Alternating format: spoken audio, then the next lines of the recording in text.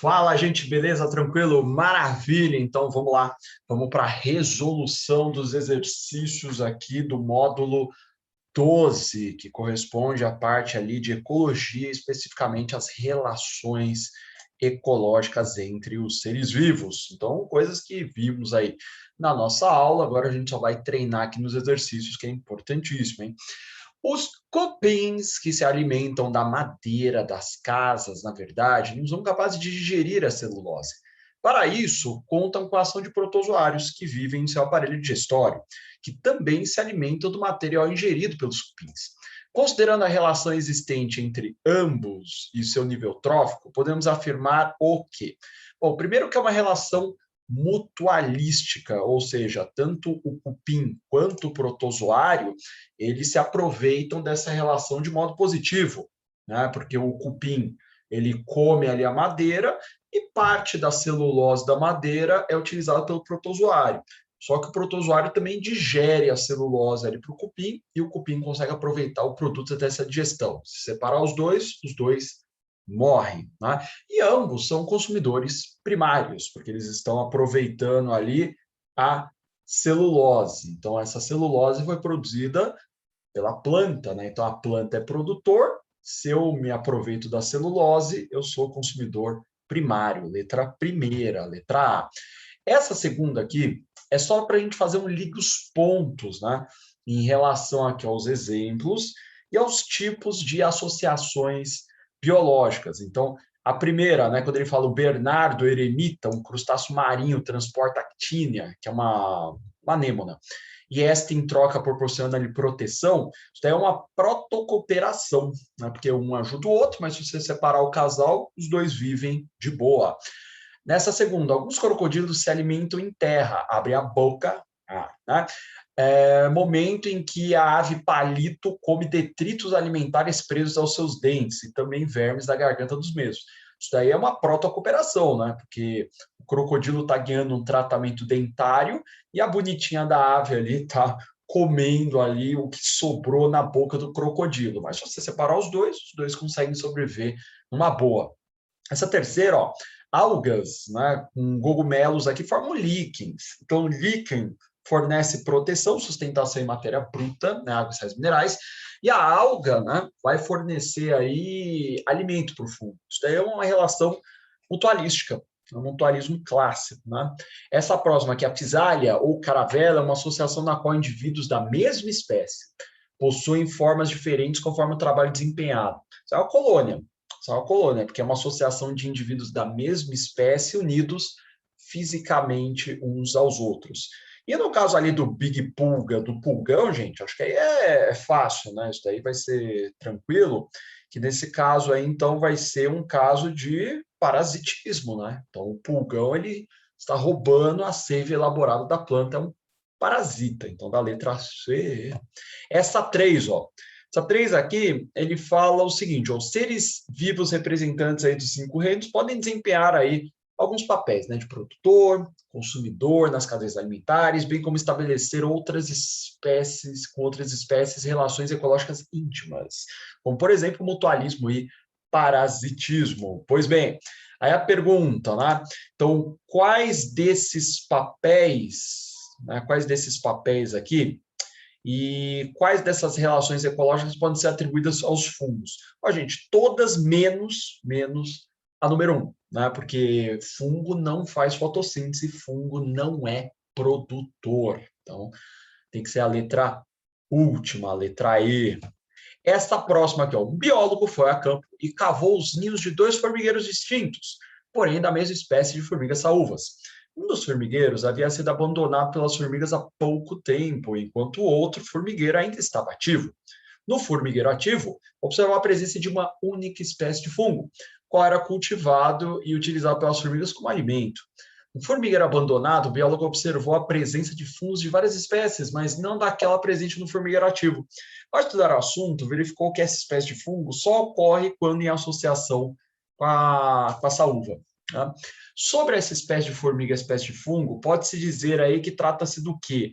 Isso aqui é uma relação clássica de mutualismo, né? Então, tem várias formigas que têm relações mutualísticas com fungos, então elas cultivam fungo lá no formigueiro, que vai servir de alimento para elas.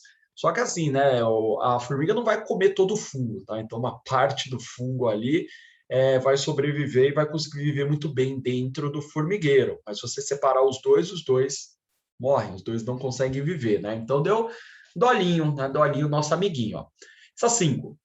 Descoberta de 5 novas espécies de líquens foi o principal resultado de um estudo recente realizado aqui na Mata Atlântica. As espécies descobertas são folícolas, crescem em folhas, né? Um fenômeno típico de florestas tropicais úmidas. Outro resultado aqui do trabalho foi a coleta de exemplares do líquen, tá? Esses caras aí até então são encontrados na Nova Zelândia e na África. Né? Ele pergunta do líquen, mas a gente já respondeu em outro exercício, né? Então lembra que o líquen ele constitui uma associação mutualística entre fungos e algas, né, que são seres fotossintetizantes. Letra C, ó. Olha a próxima. Essa 6, ó, 6 ali do lado esquerdo, hein? Aqui ele te dá 4 exemplos e ele pergunta o que é o quê. Né? Então, ó, o gafanhoto e o gado alimentam-se do capim, de um mesmo pasto. Isso é uma competição, né? Eles estão competindo pelo mesmo alimento. O eucalipto ele libera de suas raízes substâncias que impedem a germinação de sementes de outras espécies. Isso é um amensalismo, quando eu atrapalho o desenvolvimento ali de outras espécies ao meu redor. A terceira foi aquele exemplo que a gente já viu no outro exercício, né, da anêmona. Ela está em cima ali do paguro, né, que é o Bernardo eremita. Né? Então, nesse caso, aí vai ser uma protocooperação. E essa última aqui, o exemplo 4, acabamos de ver lá nos exercícios anteriores, ó, que alguns protozoários produzem a celulase e eles vivem aí no tubo digestivo de cupins, né? Então, isso daí permite ali que tanto o cupim quanto o próprio protozoário consigam aproveitar a celulose, né? Então, tem que ser a letra primeira. Agora, essa na 7. Analise os gráficos abaixo em relação às duas espécies A e B. Tudo bem. Você tem ali a espécie A, a espécie B. Na situação número 1, no gráfico número 1, elas estão separadas. Enquanto que no gráfico 2, elas estão juntas. Bom, para a espécie A não mudou nada. Né? Se você comparar o gráfico 1 e o 2, olhando só para o vermelhinho, para a espécie A, mudou nada. Né? Mas para a espécie B, mudou, né?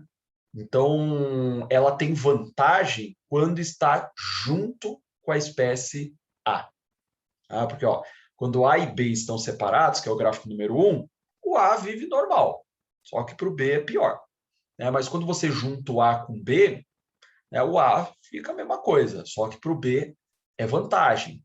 Tá? Daí ele vai perguntar o que está correto aqui, né? O que está correto aqui. Então, por exemplo, na letra A, a espécie A se aproveitou da B, porém esta última lutou mais para sobreviver. Não, para a espécie A foi indiferente se teve a B ou não ali do lado dela. Tá? Na letra B, ó, a espécie B se aproveitou da A. Não. E porém esta última aqui com dificuldade conseguiu sobreviver. Não, mas peraí, para a espécie A não mudou nada. Mudou nada a história, né? Então não tem dificuldade coisa nenhuma. Na letra C, as espécies A e B passaram a conviver harmonicamente. Sim, formando mutualismo. Não, porque se fosse mutualismo, quando elas estivessem separadas, as duas morreriam. E o gráfico 1 não mostra isso. Tá? E na letra última, as espécies A e B passaram a viver de maneira desarmônica. Não tem nenhuma prejudicando a outra. Tá? Então, por exemplo, a B não prejudica a A, né? Tanto que a população da A se mantém constante. Então tem que ser dolinho nosso amiguinho, né? Na qual ali a gente tem um comensalismo, né? Onde a espécie B aqui ela vai ser uma espécie comensal da A. Essa 8. O branqueamento dos recifes de coral tem sido um dos desastres ambientais mais preocupantes. O fenômeno caracteriza-se pela morte de algas microscópicas que vivem de forma mutualística na cavidade gastrovascular de quinidários. A respeito desse processo, você tem 3 frases. Ele quer saber o que está certo. Todas as alternativas estão corretas. Tá? Então, aqui não tem nada para corrigir da letra depois você dá um pause aí, dá uma lidinha aí nessas três, tá? Porque esse é um assunto que sempre vai aparecer nos grandes vestibulares. E, por fim, para a gente terminar, aqui ele está falando de orquídea, né? E quando a gente pensa em orquídea, é uma planta epífita. Então, o que isso daí significa?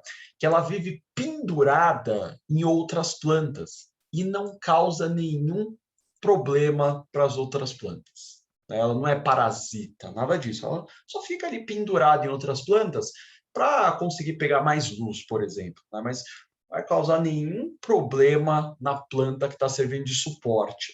Só que o epifitismo, né? Ele é um tipo de inquilinismo. Né? Porque a ideia é do inquilino mesmo, de estar morando, né? De estar morando ali no outro indivíduo, tá? Então, aí a resposta poderia ser epifitismo, tá? Ou essa daí que deu, obviamente, que é o inquilinismo. Tudo bem? Tranquilo, beleza? Maravilha! Então, gente, é isso aí, né? Continue estudando e a gente se vê aí na nossa aula. Até mais!